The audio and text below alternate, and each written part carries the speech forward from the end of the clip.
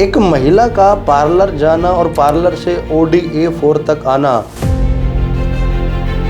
जिसके कारण एक छोटी सी उम्र में मेरी शादी हो गई 7th क्लास में।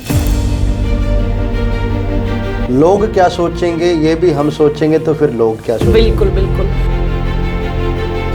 हाथी चले बाजार और कुत्ते भूखे हजार से।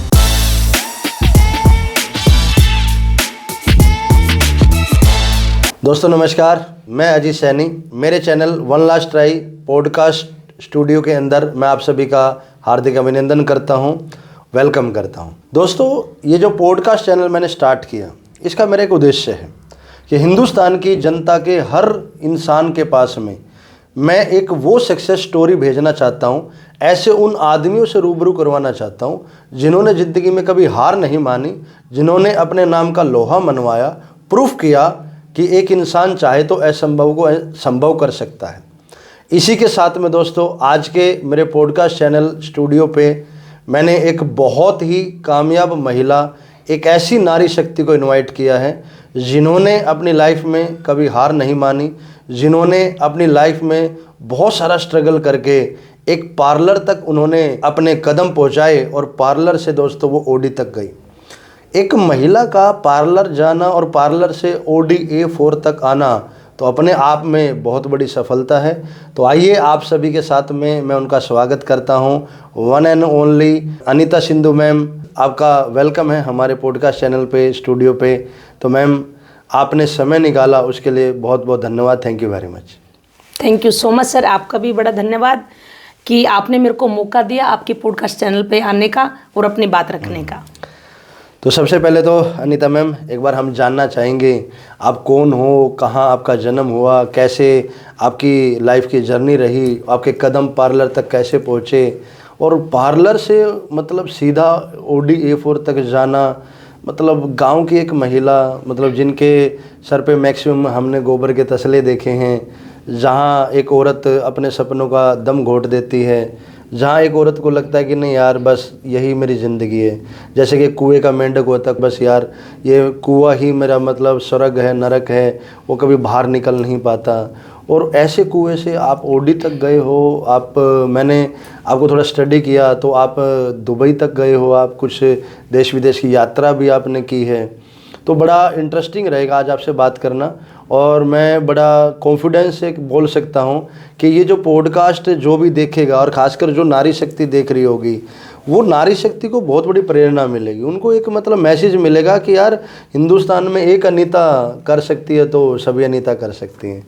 तो अनीता, सबसे पहले तो आप बताएं, आप पार्लर तक कैसे पहुँचे, कैसे आपकी जर्नी वहाँ तक गई, कैसे OD तक की सोच बनाई आपने? ओके, तो सर एक्चुअली जो आपने ये बात पूछी है तो थोड़ा सा पीछे वाली बात, वो बातें याद आने लगी। आज काफ़ी ऐसा लग रहा था जैसे वो चीज़ें भूल गए हैं, पर चलिए आज आपने दोबारा से एक दुखती रख पर हाथ रख दिया तो ज़रूर बताएंगे सर। किसी इंसान ने कहा भी है कि जब आप सफल हो जाते हो, कामयाब हो जाते हो, तो जो बड़े बड़े दुख दर्द झेले हैं ना, वो सफलता की जो एक रात होती है, एक दिन होता है ना, वो 10 साल के दर्द को भुला देती है। तो हो सकता है आप इस चक्कर में भूल गए होंगे।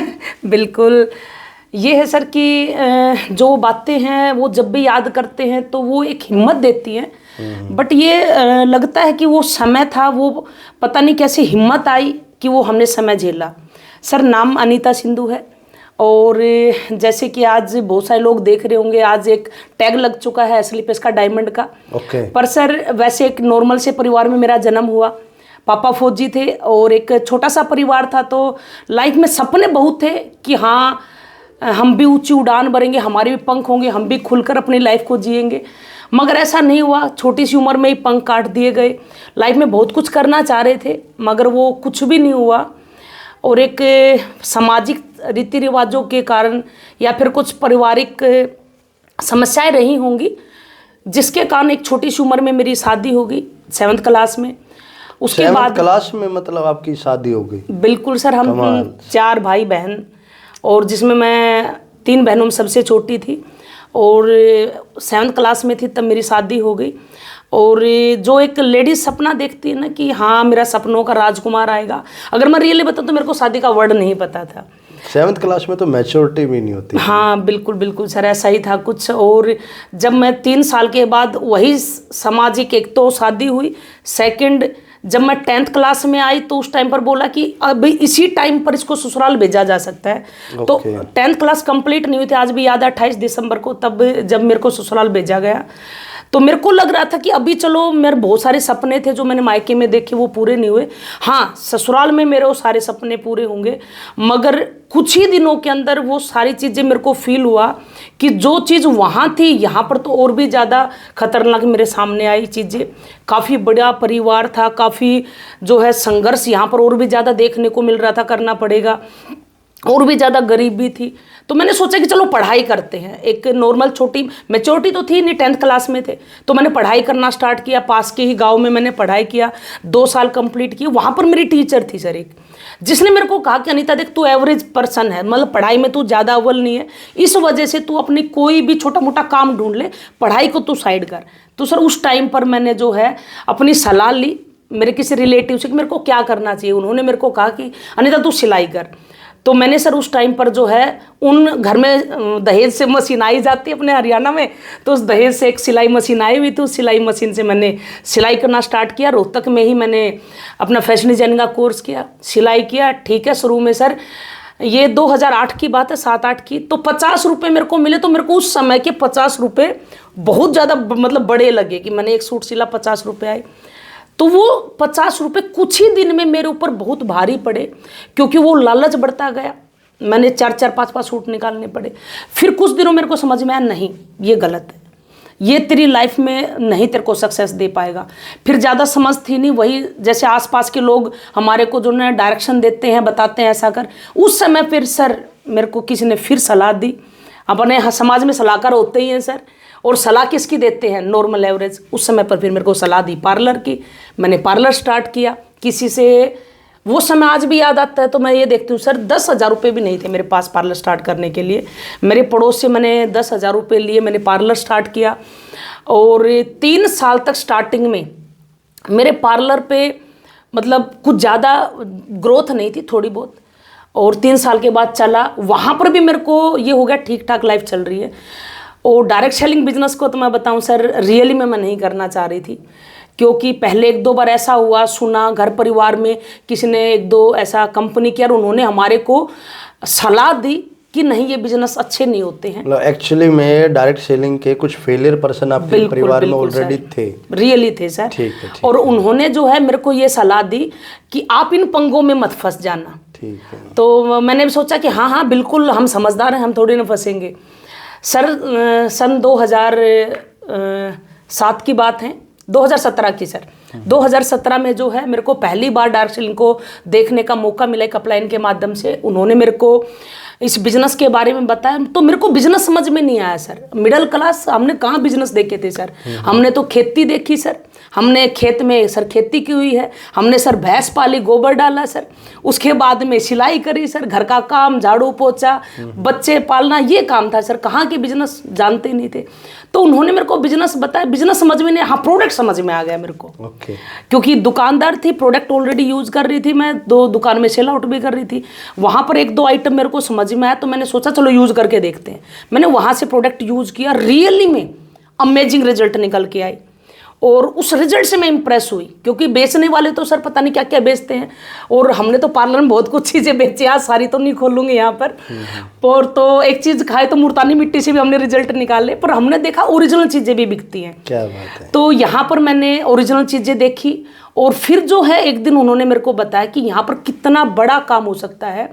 और एक लाइन आज भी याद है कि मैडम लाइफ में 10-10 रुपए के रबड़ बैंड बेचकर आप बड़े नहीं बन सकते। टैलेंट है, उस टैलेंट को बड़ा प्लेटफॉर्म दो। आप आप टैलेंट है, पर उस टैलेंट को छोटे प्लेटफॉर्म पे आप यूज कर रहे हैं। वो बात माइंड में कहीं ना कहीं क्लिक हुई, और मैंने सोचा कि चलो एक बार ट्राई करते हैं।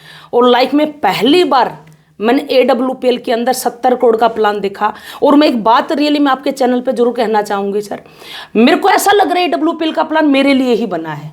क्योंकि मैंने सपने देखे थे काफ़ी कि हम एक छोटे से गांव थे, तो लाइट वाइट नहीं होती थी सर, हम छत पे सोते थे, तो हम हवाई जहाज उड़ते देखते थे। तो हमें लगता था कि क्या हम कभी लाइफ में इस हवाई जहाज में हम बैठ पाएंगे क्या। लगता था बड़े आदमी बैठते होंगे। जब हम बाइक पर जाते थे कहीं, तो हमें लगता था कि ये गाड़ियाँ क्या आम आदमी के लिए बनी है, मेरा सपना था कि हमारे घर में भी गाड़ी हो, अच्छा घर हो, लग्जरी, पर ये चीज़ें नहीं थी। एसएलपीएस का जब मैंने प्लान देखा तो उसके अंदर वो सारी चीज़ें ऐड थी। वहाँ पर ट्रिप भी था, जो थाईलैंड का ट्रिप था, दुबई का ट्रिप था, मलेशिया का ट्रिप था। वहाँ पर जब मैंने देखा तो 9 लाख, 10 लाख, 15 लाख, 2-2 करोड़ गाड़ी के लिए हैं। मैंने देखा हाउस फंड है। और सर ज्वेलरी देखो, किस लेडीज़ को पसंद नहीं है। यहाँ पर लिखा गया 5 लाख गोल्ड फंड भी दिया जाएगा। सर मैं तो रियली बताऊँ, मेरे को ऐसा लगा ये कंपनी मेरे लिए बनी है। बस स्टार्ट किया सर, और यहाँ पर बड़ा अच्छा सपोर्ट मिला कंपनी का, सिस्टम का, और बस सर आगे बढ़ते चले गए। और आज कंपनी में पता ही नहीं चला सर कब सिस्टम के साथ साथ यहाँ डायमंड रैंक पे आ गए, और सर ओडी गाड़ी पे आ गए। क्या बात है, जर्नी आपकी बड़ी इंटरेस्टिंग रही है अनीता मैडम कि आपने मतलब एक 7 साल की उम्र में शादी होना, फिर एक ससुराल में आकर के, मतलब जिस उम्र में एक बच्चा अच्छे से खेल कूद में इंटरेस्ट लेता है, उस उम्र में मतलब आपने लाइफ के पेन को अपनी गोद में लिया। जी सर। और एक बड़ी अच्छी बात लगी कि जैसे मतलब कोई भी एक अच्छी नारी होती है ना, तो वो प्रॉब्लम से भागती नहीं है, वो परिवार का साथ देती है। तो आपकी स्टोरी से एक तो पता चला कि यार आप भागने वालों में से नहीं हो, आपने फैमिली का साथ दिया, तो बहुत अच्छी बात। तो अनीता मैडम एक चीज़ और आपसे जानना चाहेंगे कि जो सफ़र आपका रहा, आपने बड़े आसान तरीके से बता दिया कि सर बस ऐसे प्रोडक्ट यूज़ किए, रिजल्ट लिया और डायमंड बन गए। लेकिन एक महिला का गांव से बाहर निकलना, गांव से बाहर निकल करके, और मुझे नहीं लगता कि फर्स्ट डे से आप जेंटलमैन ड्रेस में रहे होगे, कोट पैंट में रहे होगे। स्टार्टिंग आपकी सूट सलवार या साड़ी से रही होगी। तो सूट सलवार से कोट पैंट तक का सफ़र और गांव से शहर तक का सफ़र कुछ थोड़ा सा बताएं, कैसा रहा होगा? अगर सर मैं बताऊं तो जैसे मैंने अभी आपको बताया 7th क्लास में मेरी शादी हुई थी, तो मेरे को जींस की पैंट पहनना बड़ा पसंद था, टी शर्ट पहनना बड़ा पसंद था। इन चीज़ों में परिवार ने ऑब्जेक्शन तो उठाया होगा कि यार मतलब आप ये नहीं चलेगा, भगा देंगे, सर बस ये कर देंगे। पूछो मत कितना क्या कुछ है। मतलब अगर मैं बताऊं तो शादी के बाद मैंने पहली बार लेगी पहनी थी, जो जिसको पजामी बोलते हैं हरियाणा में अपने। तो वहाँ पर भी उस पर भी बड़े कमेंट आए थे। जब मैंने तो इस बिजनेस में नहीं थी, मैं उस टाइम पर पार्लर में थी। तो जैसे इस बिजनेस के अंदर आई तो मैंने देखा कि यहाँ पर लोग कोट पैंट पहनते हैं, और जैसा देश वैसा भेष सर। तो मैंने को लगा कि जब हम सूट सलवार में जाते हैं तो लोगों को हम नॉर्मल लगते हैं, तो हमें कोट पैंट पहनना चाहिए। बट कहाँ की कोट पैंट सर, जैसे ही मतलब इसका नाम भी आया तो घर की तरफ से नहीं ऐसा कुछ नहीं, ऐसा आया। तो स्टार्टिंग में क्या करते थे सर, सूट के नीचे पैंट पहन लेते थे, शर्ट पहनी, शर्ट के ऊपर से सूट डाल लेते थे। और जब ऐसा एरिया आता कि जहाँ पर कोई नहीं देख रहा, तो उस शर्ट के ऊपर से सूट निकाल कर बैग में फोल्ड किया और अपना मीटिंग करने चले गए। वापसी में आते वक्त कहीं अंधेरा सा, वहाँ पर फिर ऊपर से सूट पहना, चुन्नी किया, घूंघट किया, और जब घर में एंट्री मारते थे सर। तो बड़े तगड़े सीन रहे सर कोट पैंट में। हाँ, पर इतना है सर कि जैसे जैसे इस बिजनेस में आगे बढ़े, अचीवमेंट आई, तो सर फैमिली ने उस टाइम पर धीरे धीरे अलाउ करना स्टार्ट कर दिया। पर हाँ, अथॉरिटी स्टार्टिंग में नहीं मिलती सर, किसी भी चीज़ की नहीं मिलती। तो जब अथॉरिटी नहीं मिलती और एक मतलब सिचुएशन ऐसी खड़ी हो जाती है कि यार एक तरफ हमारी सक्सेस है, एक तरफ परिवार है, और एक तरफ ये हर्डल्स पॉइंट है, तो ऐसी सिचुएशन को आपने हैंडल कैसे किया? सर रियली बताऊं, देखो मैंने अगर इस बिजनेस में मैं खड़ी रही ना, तो सबसे मेन जो मेरा रीजन रहा वो मेरे बच्चे रहे, मेरा इमोशंस रहा सर। मैं अपनी लाइफ में अगर मैं बताऊं तो मैंने शादी के बाद 5 साल के बाद में मेरा बच्चा हुआ। उसका भी रीज़न ये था कि सर हमने लाइफ में ना अपनी लाइफ को जी नहीं पाए। हम छोटी छोटी ख्वाहिशें हमारी, जैसे हम स्टार्टिंग में बचपन में हम मेले में डमरू देखते थे और सोचते थे कि वो डमरू हमारे को मिल जाए, बट वो डमरू हमारे को नहीं मिला। क्यों? वो पॉकेट में पैसा नहीं था मम्मी पापा के। तो मेरे को ऐसा लग रहा था कि मैं मेरी लाइफ में मैं मेरे बच्चों को जब तक नहीं लेकर आऊंगी, जब तक जो है मेरे पॉकेट में इतना पैसा ना आए कि मेरा बच्चा अगर डमरू मांगे तो मैं उसको ना दे पाऊँ। और रियलिटी में मेरे साथ ऐसा था, एक समय ऐसा था जब बेबी पेट में था, उस समय पर 5-10 रुपये नहीं थे कि मैं समोसा खा लूँ। तो मेरे को ये था कि नहीं, मेरा बच्चा जब तक जो है पैदा होता है, जब तक थोड़ा सा बड़ा होता है, तो मैं उसके लिए कुछ करूँ। और इस बिजनेस में भी मतलब ऐसा नहीं आसानी से सर अचीवमेंट मिली। रियली में काफ़ी टफ था स्टार्टिंग का, और सब लोगों ने विरोध किया। मगर वो जो बच्चों का कैरियर दिखाई दे रहा था कि अगर मैं इसको झेल गई, थोड़े दिन सुन लिया, तो बस इग्नोर करती रही, और जैसे कि यहाँ पर बताया गया कि कुछ बात नहीं, आप थोड़ा सा सुनो, यहाँ से डालो, यहाँ से निकाल दो। माँ बाप हैं जो आज कह रहे हैं, कल वो भी वही साथ देंगे आपका। बस ये सबसे बड़ी रही, जो आज मना कर रहे हैं, जो आज आपको नेगेटिव कर रहे हैं, जैसे आपकी अचीवमेंट आएगी वो साथ आ जाएंगे। तो आगे बढ़ते रहे सर। मतलब एक बात तो है कि अगर कोई आदमी इमोशनली स्ट्रोंग है, हाँ, और उसके इमोशंस रियल में ट्रू है, सच्चे हैं, तो वो इमोशंस उसकी पावर भी बनते हैं। बिल्कुल बिल्कुल। और अगर आदमी इमोशनली वीक है तो वही इमोशंस उसको हरा भी देते हैं। तो कहीं ना कहीं आपके इमोशंस स्ट्रोंग रहे और उन्होंने आपको लड़ने की हिम्मत दी, और आपने एक इग्नोर करके स्टेप बाय स्टेप आप यहाँ तक पहुँच गए। बड़ा अच्छा लगा नीता मैडम, आपने मतलब हर कोई ये कर नहीं पाता। बहुत सारे लोग मैंने देखा है कि कोई लेडीज़ पहली बार कोई नई ड्रेस डालती है और गली में या गांव में चंद लोगों ने ठाके लगा दिए, वो लेडीज वहीं पर अपनी सक्सेस का बैग खुट्टी पर टांग देती है। चाहे वो यूपीएससी का एग्ज़ाम हो, चाहे वो डायरेक्ट सेलिंग हो, तो हर आदमी है ना लोगों को फेस नहीं कर पाता है। बिल्कुल। ये आपके साथ भी रहा होगा, जब आप निकले होंगे मार्केट में तो बहुत सारे लोगों ने मजाक बनाया होगा आपका भी।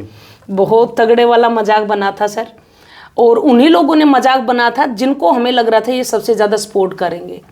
मतलब पहली बार मैं जिसके पास गई, अपनों के पास, तो यहाँ पर नाम तो नहीं लेना चाहूँगी मैं, पर जब हम उनके पास गए, बिल्कुल खास अपने थे, तो उन्होंने कहा कि हम ही मिले पहले फंसाने को तेरे को, और इस दुनिया में कोई नहीं मिला। और सेकंड, जब मैं मेरे अपलाइन को लेके गई तो उस टाइम पर उनके पास बीट गाड़ी थी, तो जिनके पास लेके गए थे वो मेरे हस्बैंड के फ्रेंड थे, उनके पास उस टाइम पर अच्छी गाड़ी थी।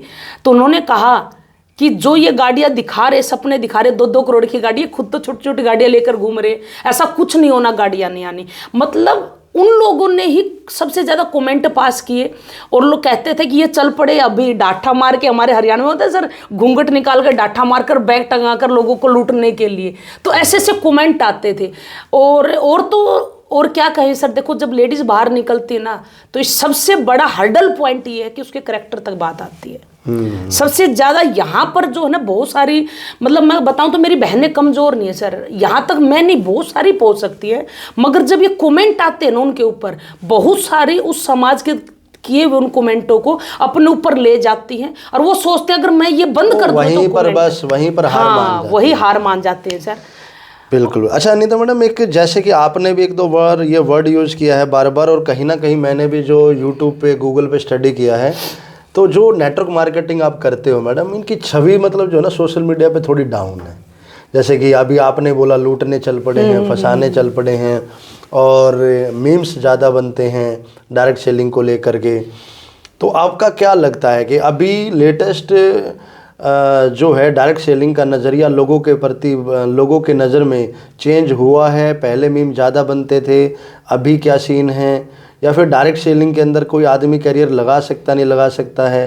तो थोड़ा सा एक बार मैं जानना चाहूँगा कि आप कम शब्दों में नेटवर्क मार्केटिंग समझाएं एक बार थोड़ा सा। देखिए सर, क्या है, मीम्स तो आज ये इंडस्ट्री ऐसी हो गई, अगर मैं बताऊं तो हर चीज़ पे बन रहे, किस चीज़ पर नहीं बन रहे हैं। आज एक कोई छोटा सा बाबा की वीडियो भी डाल देता तो उस पर भी मीम्स बनने स्टार्ट हो जाते हैं। और कोई सूट की दुकान है तो उस पर भी मीम्स बनने स्टार्ट होते हैं। आज तो लोगों को एक्चुअली क्या है ना सर, ये वहाँ से पैसा जो जनरेट होता है ना, तो इसलिए लोगों ने पैसा कमाने का एक जरिया बना रखा है। पर हाँ, अगर हमारी जो इंडस्ट्री है, अगर उस पर लोग मीम्स बनाकर पैसा कमा रहे तो कोई दिक्कत नहीं। पर हाँ, यहाँ पर लोग कहते हैं ना, जैसे फेलियर की संख्या ज़्यादा होती है इसलिए लोग मीम्स बना रहे। नहीं सर, देखो फेलियर हर जगह पर हो रहे हैं। लोग किसी भी लाइन के अंदर जो है, चाहे वो पढ़ाई की लाइन ले लीजिए, चाहे वो आप मार्केट में, अगर मैं मान लीजिए मैंने दुकान खोली तो सभी लोग दुकानदार कामयाब तो नहीं हो सकते हैं, वहाँ पर भी लोग ऐसे मीम्स बनाते हैं। अनीता मैम, जैसा कि अभी आपने भी अपने बातों में जिक्र किया कि सर लोग बोलते थे लूटने निकल पड़े हैं, फंसाने निकल पड़े हैं, तो अनीता मैडम सबसे पहले तो मुझे बताओ कि नेटवर्क मार्केटिंग को लेकर के लोगों के दिमाग में मिथ बहुत ज़्यादा है और मीम्स बहुत बोलते हैं सोशल मीडिया के अंदर। आपकी नज़र में नेटवर्क मार्केटिंग क्या है? समाज को इसको किस नज़र से देखना चाहिए? ओके, तो देखिए सर, जो मीम्स वाली जो बात करें ना, आज मीम्स बनाने से लोगों को चैनल से पैसा आ रहा है, अलग अलग जो हैं वो पैसा कमा रहे हैं। कोई किसी पे बना रहा है, कोई आज सर नरेंद्र मोदी को नहीं छोड़ा, हम तो सर चीज़ क्या है आज अलग अलग जगह पर जो है अलग अलग उन पे मीम्स बना रहे हैं सर। एक्चुअली जो मीम्स बना रहे हैं ना, उन्होंने कभी डायरेक्ट सेलिंग को किया नहीं। उनको केवल अपने उस चैनल को आगे बढ़ाना, उस इंस्टाग्राम पर फॉलोवर चाहिए, चाट मसाले से मतलब हाँ वो सेम वही बात है सर आप वाली। तो बस वो चाहिए उनको, उनको नॉलेज नहीं है सर इसकी। एक्चुअली डायरेक्ट सेलिंग क्या है सर? सिंपल सी बात है, डायरेक्ट सेलिंग बिजनेस वो बिजनेस है सर जहां पर एक सीधा मैन्युफैक्चरिंग से प्रोडक्ट बनता है और डायरेक्ट वो कस्टमर तक पहुंचता है।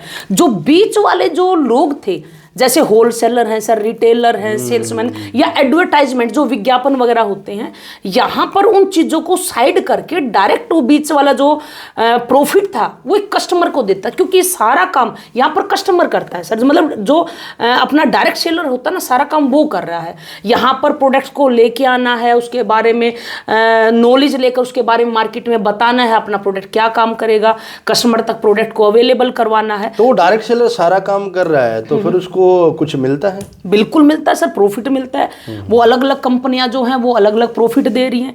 तो अपनी कंपनी में भी जो AWPL है वो भी काफ़ी अच्छा प्रॉफिट दे रही है सर। और मैं तो ये कहूँगी सर, देखो अगर एक आम आदमी के लिए इससे बेस्ट अपॉर्चुनिटी कोई भी नहीं है सर। आज प्रेजेंट में डायरेक्ट सेलिंग जो बिजनेस से अलग बाहर निकल के देखिए सर, है ही क्या मतलब सर? अगर मैं हूं, मैंने सर 12th पास कर रखी है, अगर मैं मार्केट में जाऊं तो सर आज मेरी कौन वैल्यू लगाएगा सर?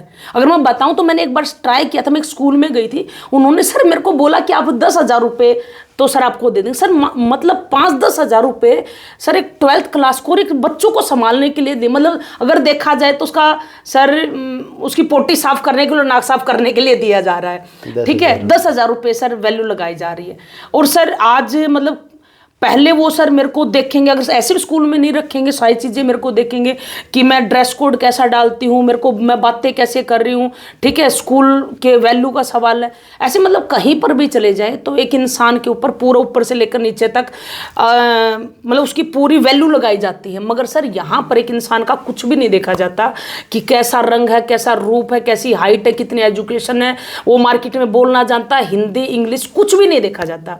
मतलब सिंपल सा यहाँ पर मैं मेरी बताऊं तो ये बोला गया कि आपके सपने हैं, आप पूरा करना चाहते हो, बस ये सिंपल सा था। और सर इस बिजनेस में ने जो लोगों को कामयाबी दी है, मैं रियली बताती हूँ। आज सर आपको भी पता है कि सर जॉब कहाँ है सर, कितनी जॉब रह गई होंगी सर मार्केट में।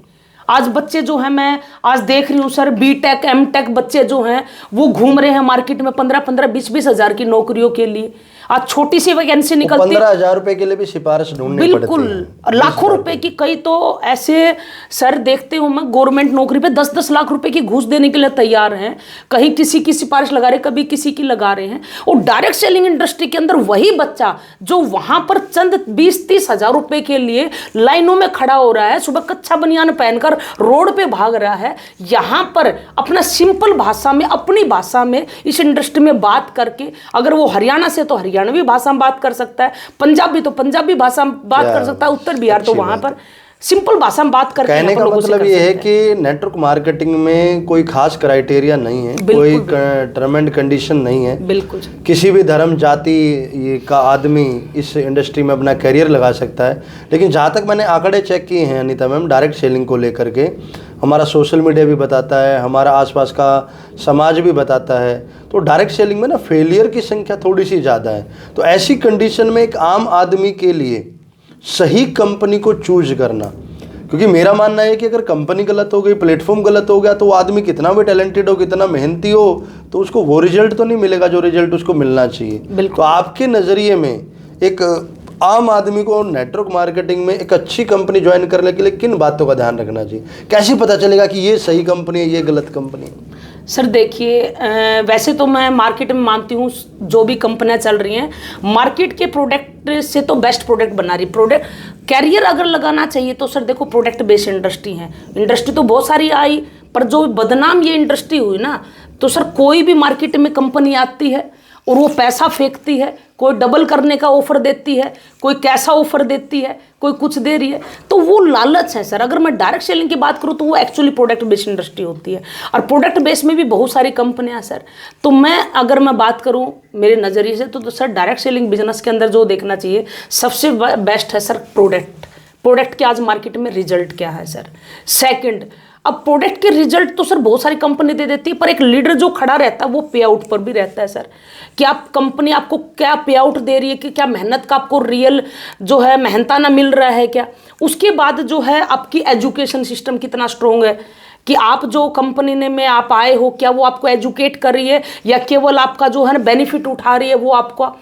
तो सर ये जो चीज़ें होती है ना, ये बहुत मायने रखती हो। एक सर सॉलिड अपलाइन, अगर तो आपके नज़रिए में कोई भी कंपनी अगर स्टार्ट करें तो उसका प्रोडक्ट अच्छा होना चाहिए, बिल्कुल उसका पे आउट बहुत जेन्युइन होना चाहिए, बिल्कुल, और उसका एजुकेशन सिस्टम मजबूत होना चाहिए, और अपलाइन।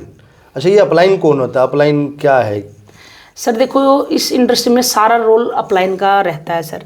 जैसे अपलाइन किस बला का नाम है, कौन है ये, अपलाइन क्या होता है? सर अपलाइन वो होता है जो इस इंडस्ट्री में एक लीडर बनता है, यानी एक वो इंसान, जैसे एक माँ अपने बच्चे को सर चलना सिखाती है, बोलना सिखाती है, उठना सिखाती है, बैठना सिखाती है, सेम इसमें अपलाइन रोल अदा करता है सर। यहाँ पर एक खदान में जैसे कोयला होता है ना सर, और उसमें से पारखी इंसान हीरा निकाल के लाता है, उसकी सेब बनाता है, इस इंडस्ट्री के अंदर अपलाइन भी वही रोल अदा करता है सर। जैसे सर मेरे को पता नहीं था इस इंडस्ट्री का क्या होता है सर, मैं एक पार्लर में काम कर रही थी, मेरे को डायरेक्ट सेलिंग बिजनेस का ही नहीं पता। वहाँ से एक इंसान मेरे को लेके आता है, वो मेरे को इस बिजनेस के बारे में बताता है। मैं बताऊँ फर्स्ट टाइम मैंने सर बिल्कुल मना कर दिया था कि मैं इस इंडस्ट्री को नहीं करूँगी, मैं बिल्कुल नहीं करूँगी, क्योंकि सर मैंने पढ़ी लिखी थी ना, 12th पढ़ाई पहले, आपने पता है सर 6ठी क्लास से तो ABCD स्टार्ट होती थी। और जब मैंने एसलीपेस में देखा कि डब्बों के ऊपर थंडर ब्लास्ट लिखा है, इम्नोडोग लिखा, तो मेरे को लगा तो ये कैसे हो पाएगा। मगर सर उन्होंने मेरे को आइडियाज दिया, मेरे को उन्होंने बताया, मेरे को समझाया, मेरे को पहले तो यहाँ पर रिलैक्स किया कि आप कर सकते हो। और वो पुशअप देने वाला जो काम है, एजुकेशन देने वाला काम है, वो सर अपलाइन निभाता है। और अपलाइन सर अगर इस बिजनेस में रोल इसलिए अच्छा है सर, या सॉलिड रोल रहता है, क्योंकि अपलाइन अगर शेयर है सर, यानी वो अगर शेयर क्वालिटी रखता है, तो सर वो अपने नीचे आए हुए लोगों को शेयर बना देता है, यानी दौड़ लगवा देता है। और अगर वही कमज़ोर है तो उसके टीम में आए हुए लोग भी कमज़ोर डिसीजन लेते, फिर वो आगे नहीं बढ़ पाते। तो कहने का मतलब अपलाइन एक दमदार होना चाहिए। बिल्कुल सर, बिल्कुल। और आपकी बातों से ये लगता है कि अपलाइन का एक बहुत बड़ा अहम रोल है नेटवर्क मार्केटिंग के अंदर, और इस अपलाइन का सही होना बहुत ज़रूरी है। तो जितना अपलाइन सही होना चाहिए, तो नेटवर्क मार्केटिंग में डाउनलाइन भी एक वर्ड होता है, बिल्कुल। तो एक बार डाउनलाइन भी समझाओ, डाउनलाइन का क्या कर्तव्य है, डाउनलाइन कैसी होनी चाहिए, और डाउनलाइन एक अपलाइन के साथ में कैसे कनेक्ट रहे, कैसे वो अपलाइन के साथ में अपनी सक्सेस जर्नी को आगे बढ़ाए हो। देखिए सर डाउनलाइन क्या है, अब यहाँ पर इस इंडस्ट्री में है ना सर, ज्वाइनिंग होते हैं ना, वो 18 साल से प्लस लोग ज्वाइनिंग होते हैं। अब यहाँ पर एक इंसान, मतलब जैसे आपने कुछ टाइम पहले फेलियर का रेशो पूछा था, यहाँ पर वो ये भी सबसे बड़ी वजह है कि यहाँ पर लोग जो 18 साल के बाद ज्वाइनिंग होते हैं, इसमें टर्म कंडीशन होती नहीं है, इसमें प्रेशराइज होता नहीं है सर। तो लोग यहाँ पर अपने मुताबिक इस बिजनेस को चलाने की कोशिश करते हैं, अपने समझ से इस बिजनेस को चलाने के लिए कोशिश करते हैं।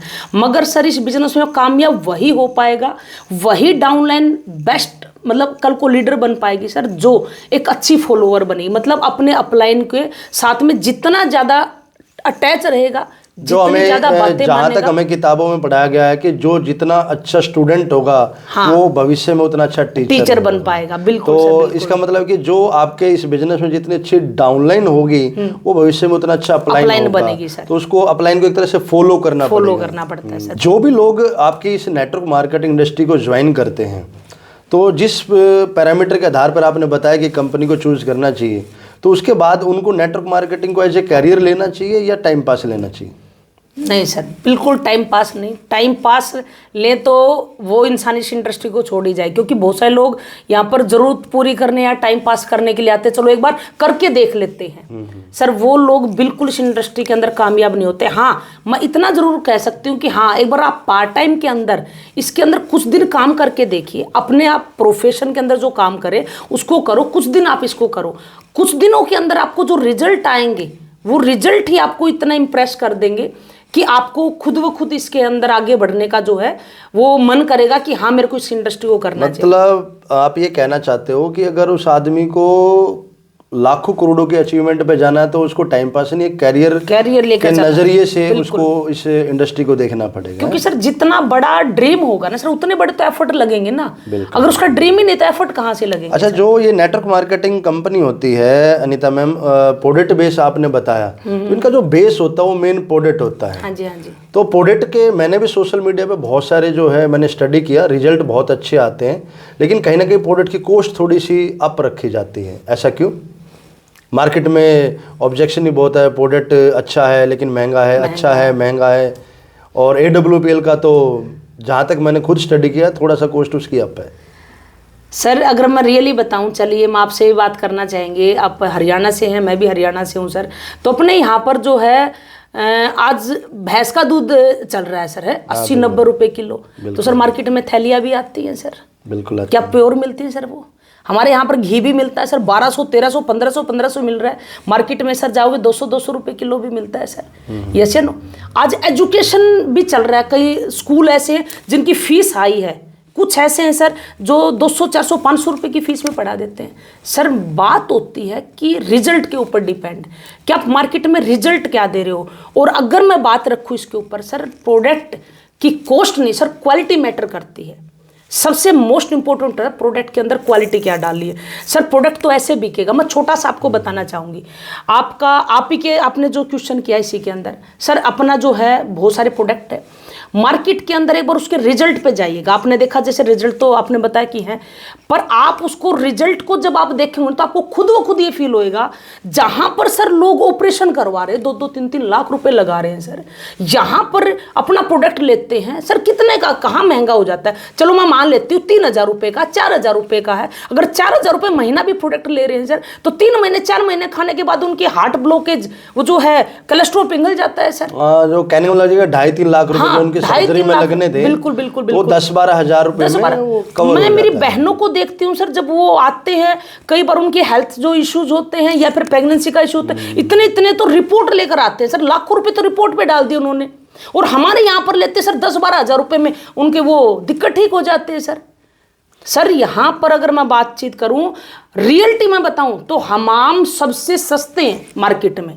जो मार्केट जो इलाज कर रही है उसे कहीं सस्ता यहाँ पर प्रोडक्ट है, चाहे वो किसी भी कैटेगरी। हमने सर मार्केट में पेस्ट आपने भी यूज किया होगा सर, घर में तो सभी के पेस्ट होती है सर, पेस्ट हम भी दे रहे हैं। मार्केट में यूज होने वाली पेस्ट क्या काम करते थे? दांतों में पीलापन नहीं आने देती है भाई, कैविटी नहीं होगी, उसको करने के बाद में भी कैविटी हो रही है सर, हल्का फुल्का पीलापन आ रहा है। चलो छोड़ो मार्केट को तो, पर मैं ये बताऊंगी सर, हमने भी पेस्ट बनाई है और आज मार्केट में जो यूज करता है सर वो वापस चेंज नहीं कर पाता, क्योंकि रिजल्ट उसको ऐसा मतलब उसको खींच लेता अपनी तरफ। एक मैजिकल पावर है सर ये देखा जाए तो उसके अंदर सर। एक पेस्ट आज इतने बेनिफिट देता है सर, एक बार करके देखिएगा, रियली में आपको ये लगेगा कि हाँ मतलब पेस्ट तो लेना चाहिए सर। एक अनीता मैडम, मार्केट में ना बहुत सारे लोगों का एक ना डर भी हो गया है, उन्होंने अपने आप को एक फ्रेम में फिट कर लिया है।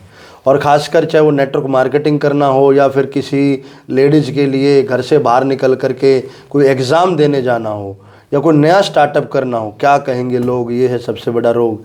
तो क्या कहना चाहोगे आप इस लाइन पे? सर देखो बात तो सही है आपकी कि यहाँ पर बहुत सारे लोग इस चीज़ पर बात करते हैं कि लोग क्या कहेंगे। सर लोग किसको नहीं कहते सर, आप कोई भी काम शुरू कर लीजिए, घर पे बैठोगे ना सर तब भी कहेंगे, बाहर निकलोगे तब भी कहेंगे सर। जो भी आज सक्सेसफुल पर्सन है बताओ किसको नहीं कहा जाता सर? क्या अमिताभ बच्चन को नहीं बोला गया सर? सर उसको रिजेक्ट किया गया सर, बहुत सारी जगह पर रिजेक्शन मिले, 12 फिल्में फ्लॉप हुई तो उसको कोई फिल्म देने के लिए भी तैयार नहीं था सर। आज प्रेजेंट में आज नरेंद्र मोदी के वो भी सर नहीं कहते, पुतले तक फूकते हैं सर उसके। बताइए, जब मैं देखती हूँ तो मेरे को वहाँ से सबसे बड़ा मोटिवेशन मिला। जब उनको कोई फर्क नहीं पड़ रहा तो सर हमें क्यों फर्क पड़े सर? आज लोग घर में बैठोगे तब भी कहेंगे, बाहर निकलोगे तब भी कहेंगे। आज मतलब मैं उन बहनों को ये देखना चाहूँगी कि आज आप घर में बैठे हो तब भी बहुत सारे लोग ये कह रहे हैं कि बताओ ये कुछ काम नहीं करती है, सारा दिन घर का काम करके तू फ्री तो रहती है। और खासकर महिलाओं को तो सर ये कमेंट बड़ा मिलता है, क्या मिलता है, तेन तू कर ही क्या रही है, तू सारा दिन घर पे ही तो बैठी रहती है। मैं तो उन बहनों को जरूर कहना चाहूंगी एक बार वो निकले और मार्केट में लोगों की ना सुनकर एक बार अपने आप को प्रूफ करे कि आप सब कुछ कर सकते हैं। बस एक बार बाहर लोगों की ना सुनकर अपनी सुने, अपना कैरियर बनाए। क्या बात है। और उसके लिए WPL सर सबसे मैंने भी- सॉलिड प्लेटफॉर्म है सर। मैंने भी एक किताब में एक लाइन पढ़ी थी नीता मैडम, और मैं भी आपके माध्यम से एक मैसेज देना चाहूँगा, लोग क्या सोचेंगे ये भी हम सोचेंगे तो फिर लोग क्या सोचेंगे। बिल्कुल बिल्कुल। और यहाँ पर वो भी कह दे सर कि हाथी चले बाजार और कुत्ते भूखे हजार सर। तो कहीं ना कहीं एक आदमी को अपनी ज़िंदगी में आगे बढ़ना है तो उसको अपनी हाथी जैसी पर्सनैलिटी बनानी बिल्कुल, पड़ेगी। बिल्कुल। और ये बात नेटवर्क मार्केटिंग की नहीं है, ये बात अगर एक लड़की को जैसे गीता फोगाट, बबीता फोगाट, बिल्कुल। उन दो हमारी बहन बेटियों ने जब दंगल में कदम रखा तो उन्होंने जब पहली बार निक्कर पहन करके जो घर से बाहर निकली तो जग तो उन पे भी हंसा था। बिल्कुल, तो पहली बार जब किसी ने टाई लगाई तो जग हम पे भी हंसा था। तो मैं तो एक ही चीज़ कहूँगा कि यार जिस पे जग हंसा है उसने इतिहास रचा है। तो इसी के साथ में नीता मैडम एक दो सवाल और हैं आपसे कि आप ज़िंदगी में ना एक दो एनर्जी माइंड में हमेशा रहती है, एक नेगेटिव एनर्जी, एक पॉजिटिव एनर्जी। और जहाँ तक मैंने बुक्स पढ़ी हैं, जहाँ तक मेरी लाइफ का एक्सपीरियंस है, नेगेटिव एनर्जी ऑटोमेटिक माइंड पे हावी हो जाती है। तो इसी एनर्जी से आप कैसे हैंडल करते हो, कैसे इस नेगेटिव एनर्जी को आप डाउन करते हो, पॉजिटिव को कैसे अप करते हो, क्योंकि इसके बिना तो, इसको बैलेंस किए बिना तो आगे बढ़ना बड़ा मुश्किल है। बिल्कुल बिल्कुल। अनिता मैम, जैसे कि लाइफ में कोई भी प्लेटफॉर्म पे अगर हमें कामयाब होना है तो हर प्लेटफॉर्म पे ना कामयाब होने के लिए एक पॉजिटिव एनर्जी का होना बहुत ज़रूरी है। और एक इंसान के अंदर नेगेटिव एनर्जी पॉजिटिव एनर्जी से ज़्यादा रहती है, तो आप नेगेटिव एनर्जी को कैसे कम करते हो, पॉजिटिव को कैसे आप करते हो? इसका बैलेंस नहीं होगा तो मुझे नहीं लगता कि एक आदमी कामयाब हो सकता है। बिल्कुल रियली है सर ये कि नेगेटिव एनर्जी बहुत ज़्यादा हैवी होती है, और इस बिजनेस को करने के लिए तो पॉजिटिव एनर्जी का बहुत ज़्यादा ज़रूरी है। तो हमारे को ढूंढने पड़ेंगे सर रास्ते कि पॉजिटिव एनर्जी हमें कहाँ कहाँ से मिल सकती है। क्यों?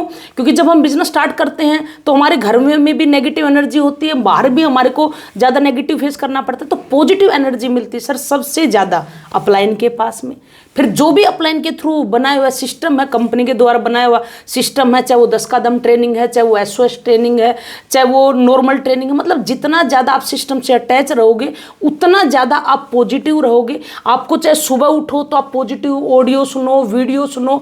आप जिस भी कंपनी में काम कर रहे हो उसके ऑडियो वीडियो होनी चाहिए। और मैं तो सर यही करती हूँ, मेरी आँख ही सुबह SLPS की प्रेयर के साथ होती खुलती है, उसके बाद में मेरी दिन की शुरुआत ही अपलाइन के साथ बातचीत करने से होती है, मेरे शाम को भी मेरे अपलाइन से बातचीत। तो मतलब आपके माइंड में जो भी बातें आती पूरे दिन में, जो भी बातें आपको आई, खासकर नेगेटिव बातें आई, वो आप अपने अपलाइन के साथ शेयर करो, शाम को अपना पूरा भार उतारो। और सर आपने देखा ही होगा सर कि जब आदमी पॉजिटिव होता है, अरे आदमी छोड़िए सर, जब एक कुत्ते का बच्चा पॉजिटिव होता है, अपने माहौल के अंदर रहता है, जब वो गली के अंदर रहता है, बच्चा छोटा सा बड़ा सेफ होता है, वो डरता नहीं है। मगर जब उसके माइंड में नेगेटिव एनर्जी आती है, चलो अब तो मेरा साम्राज्य, अब तो मैं चलूंगा, नेगेटिव होता है, घर से बाहर निकलता है, वो अपने एरिया से बाहर निकलता है, तो सर रोड पे आता है, बड़ा ट्रक आता है, चू करके उसके ऊपर से निकल जाता है या नहीं सर? और सर नेगेटिव एनर्जी तो कितनी हैवी होती है कि इंसान को जो चक्कू से सर वो सब्जी काट रहा है उससे वो सुसाइड कर लेता है। पॉजिटिव होता है वही आदमी धर्मात्मा बन जाता है सर, बाबा बन जाता है। एनर्जी पॉजिटिव नेगेटिव लाइफ में बड़ा फर्क है। चलो बहुत बढ़िया है। मतलब आपका कहना है कि अगर किसी भी आदमी को नेटवर्क मार्केटिंग में ग्रो करना है तो उसको अपलाइन और सिस्टम के टच में रहना चाहिए। बिल्कुल बिल्कुल। बहुत बढ़िया। अच्छा नीता मैडम, एक चीज़ और बताइए, आप डायरेक्ट ऑडिट पे पहुंच गए, ऑडिट पे जाने से पहले आपने कुछ और स्टेप लिए होंगे, या फिर आप मतलब जो नेटवर्क मार्केट में बताया जाता है कि यहाँ पे करोड़ों के अचीवमेंट है, लाखों के अचीवमेंट है, गाड़ियाँ मिलती हैं, स्कूटी मिलती है, बाइक मिलती है, देश विदेश की यात्रा है, ये सब फोल्डर में किताबों में या एक्चुअल में आपके साथ हुआ भी, आपने कुछ अचीव किया भी है? और इसको आप कैसे प्रूफ करोगे कि जो लोग देख रहे हैं उनको कैसे पता चलेगा कि ये चीज़ें आपने की है या नहीं की है? इसका प्रूफ क्या होगा? नहीं, बिल्कुल यहाँ पर जो बताया गया है, जो अचीवमेंट बताई गई है वो एक्चुअली आती है। और मैंने यहाँ पर जैसे स्टार्टिंग किया था तो बहुत सारे लोगों ने बोला था कि ऐसा कुछ नहीं होने वाला तेरी लाइफ में, पर हाँ रियली में हुआ। जैसे मैंने स्टार्टिंग किया, मैंने गोल्ड लेवल जैसे किया, तो गोल्ड लेवल पे सबसे पहले जो मेरे पास पैसा आया कंपनी से अकाउंट, मतलब मेरे अकाउंट में, तो सबसे पहले मैंने स्कूटी लिया ताकि मैं मेरे बिजनेस को आसानी से कर पाऊँ। उसके बाद में स्कूटी से ज़्यादा लंबा सफ़र नहीं हो रहा था तो मैंने सेकंड फिर मेरी बाइक ली, और बाइक लेने के बाद में 1.25 लाख की बाइक ली मैंने। उसके बाद में जो है मेरा टोपाज रैंक हुआ, टोपाज रैंक पे मैंने गाड़ी का डिसीजन लिया। पहली गाड़ी थी मेरी MEO गाड़ी थी, क्योंकि 1.5 लाख। तो जो MEO गाड़ी है आप जो बता रहे हो, तो अगर कोई भी इंसान अगर आपका फेसबुक खोले तो क्या वो MEO उस पर दिखेगी? हाँ बिल्कुल बिल्कुल, वहाँ पर जाकर देख सकते हो। तो आप सभी से रिक्वेस्ट है कि जो मैडम बता रही हैं एक बार जरूर अनीता सिंधु मैम का फेसबुक पेज आप अकाउंट जरूर स्टडी करें। आगे मैम एमयू के बाद आपने क्या लिया? उसके बाद में जो है मेरा मैं यहाँ पर एक बात और बताना चाहूँगी, मैंने फर्स्ट गाड़ी एमयू ली और मेरे घर में मतलब मैं पहली ऐसी महिला बनी जिसने घर में गाड़ी ली। और मेरे घर में 4 पहिए का व्हीकल आया तो एक मेरा हौसला भी बढ़ा कि हाँ ये हो सकता है, क्योंकि बहुत सारे लोगों ने सर कमेंट पास कर रखे थे कि डायरेक्ट सेलिंग में केवल दिखाया जाता है, गाड़ियाँ होती नहीं अपनी, वो केवल दिखाने के लिए होती हैं, ऐसा नहीं। फिर उसके बाद मेरा हौसला बढ़ा, हमने और ज़्यादा एफर्ट किया, पार्ट टाइम में स्टार्ट किया था, उसके बाद मैंने फुल टाइम डिसीजन लिया और एफर्ट और ज़्यादा बढ़ गए। तो 2 ही साल के बाद में, 2 साल के बाद में फिर मैंने 22 लाख की हैरियर गाड़ी ली और उस गाड़ी के नंबर से वो भी फेसबुक पे डले हुए, कोई भी चेक कर सकता है। हैरियर गाड़ी काफी ऊंची और हैवी गाड़ी होती है। जी हाँ, पहली गाड़ी मेरे पापा के नाम मिलेगी, महेंद्र सिंह के नाम, क्योंकि हम कंजूस तो होते हैं स्टार्टिंग में थोड़ा सा, तो पापा के नाम से ली थी। सेकंड हैरियर गाड़ी जो है वो मेरे नाम से आ रखी है। और तीसरी जो गाड़ी है अभी मात्र 2.5 साल हुए थे मैंने, और तीसरी गाड़ी फिर मैंने ओडी के शोरूम में गए हुए थे, वहाँ पर एक दिन बैठकर ऐसे बातचीत हुई अपलाइन के साथ में और अपलाइन ने बताया कि ऐसे ऐसे ओडी गाड़ी है। और रियली में वहाँ पर जाने के बाद में देखा कि हाँ मतलब इस गाड़ी को भी हम ले सकते हैं, पॉसिबिलिटी है, और क्यों नहीं एक बार दिखाया जाए कि क्या पावर है डायरेक्ट सेलिंग की। और जो महिलाएं डरती हैं डायरेक्ट सेलिंग को करने के लिए, उनके लिए कि हाँ भाई जब मैं एक पार्लर चलाने वाली और 10-10, 15-15 रुपए की थ्रेडिंग के लिए जब मैं आधा घंटा खड़ी हो सकती थी और आज मैं गाड़ी पे आई हूँ, तो बस ये प्रूफ करने के लिए आप भी आ सकते हो। तो आज मेरे पास सर ओडी गाड़ी है। कोई बहुत अच्छा, मतलब एक स्कूटी ली आपने, एक बाइक ली, एक आपने फिर एमियो कार ली, फिर आपने एक हैरियर कार ली, और फिर आपने ओडी A4 जो 50-52 लाख के आसपास आती है। जी। तो काफ़ी अच्छी जर्नी रही आपकी, मतलब आपने प्रूफ कर दिखाया कि हाँ यार कि AWPL सपने दिखाती नहीं है, उसको पूरा भी करती है, ऐसा आपने प्रूफ करके दिखाया। तो कोई यात्रा भी की, कोई टूर वूर? बिल्कुल सर, यहाँ से मेरा फर्स्ट जो ट्रिप रहा था वो नेपाल का रहा था, उसके बाद में हम थाईलैंड गए, फिर अबू धाबी गए, फिर दुबई का भी ट्रिप रहा, और अभी रिसेंटली हम मलेशिया में भी गए। और अगर हकीकत बताऊं तो सर लोकल ट्रिप मैंने मेरी लाइफ में, हम कभी हरिद्वार तक नहीं गए थे इस बिजनेस में आने से पहले। मतलब हम थोड़े से कंजूस टाइप में थे, तो हम कहीं बाहर जाने से पहले पॉकेट को देखते थे सर, पैसा इतना नहीं होता था। पर हाँ असली पेस में यहाँ पर जो है बार बार बताया गया कि हम यहाँ पर अपनी लाइफ को जी भी सकते हैं। तो जो ट्रिप वहाँ पर मिले हमारे को, बुनांजा मिले, वो अचीव किए। तो चाहे वो अपना नॉर्मल जितने भी लोकल ट्रिप हैं यहाँ पर, चाहे वो गोवा है, मनाली है, शिमला है, मोस्ट ऑफ सब जगह के हमने किया, कश्मीर तक का हम ट्रिप करके आए। और विदेशों की तो जो मैंने बताया, कश्मीर को हिंदुस्तान का सड़क कहा जाता है। बिल्कुल सर। और मतलब आपने मरने से पहले सड़क को देख लिया। अनीता मैम कुछ रैपिड फायर क्वेश्चन आपसे करना चाहेंगे, एक वर्ड में आप बताएं आपके नजरिए में उनकी क्या वैल्यू है। AWPL कंपनी आपके लिए क्या है? जिंदगी सर। सक्सेस आपके लिए क्या है? 1 लाख रुपए एक दिन का। क्या बात है। कोई भी एक सक्सेस मंत्र जो आप अपनी टीम को या जनता को देना चाहोगे? More than more learning. क्या बात है। सबसे बड़ी गलती फेल होने की नेटवर्क मार्केटिंग में?